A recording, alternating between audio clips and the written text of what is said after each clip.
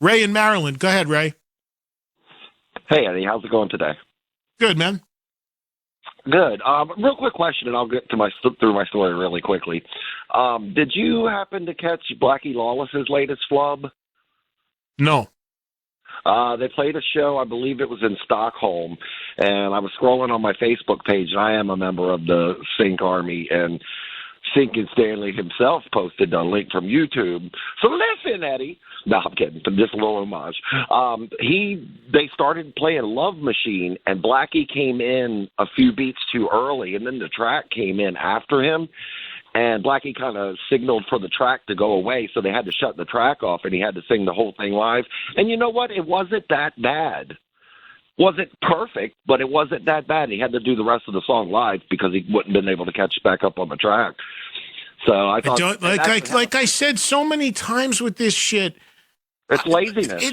It's so unnecessary. Like, yep. Whether he sounded pretty good. Yeah, I mean, it's so unnecessary. The mentality that a live, again, I don't want to go down this rabbit hole because it's not what we're doing today, but the mentality that a live concert has to sound just like the record is just, where did that come from? It's just idiotic. It's like so unnecessary. 95% of the people that are doing this nonsense, it's not needed. Anyway, Ray, go ahead with your point, your brush with greatness.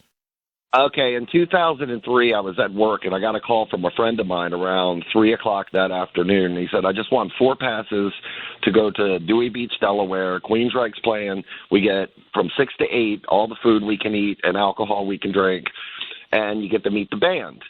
So I figured it'd be like a little line. You meet the band for a second, you get some, beverage and food.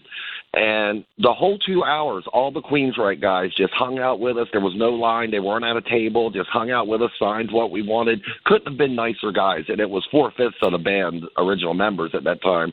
DeGarmo wasn't there. I believe Kelly Gray was the good guitar player at the time. But they were just so nice and down to earth and just entertained anything we had to say. And it was just a great memory for me. It was like October of 2003 because people really were in costumes and it was around Halloween time. But just a great memory for me, Eddie. And the guys couldn't have been nicer. So this was with Jeff Tate, right? Yeah, yeah. It was 4/5 original, but the only original member that wasn't in the band at this time was DeGarmo. Right. Yeah, it's I used thank you, Ray, for that. I used to do a lot with the Queensryche guys back then, like as Ray said, all the original guys except for DeGarmo, because DeGarmo's been out for a long time. But I used to do tons with Queensryche. Man, I did remotes from all these places. I remember they played in Atlantic City, and I did my radio show from the. You don't remember what radio show it was.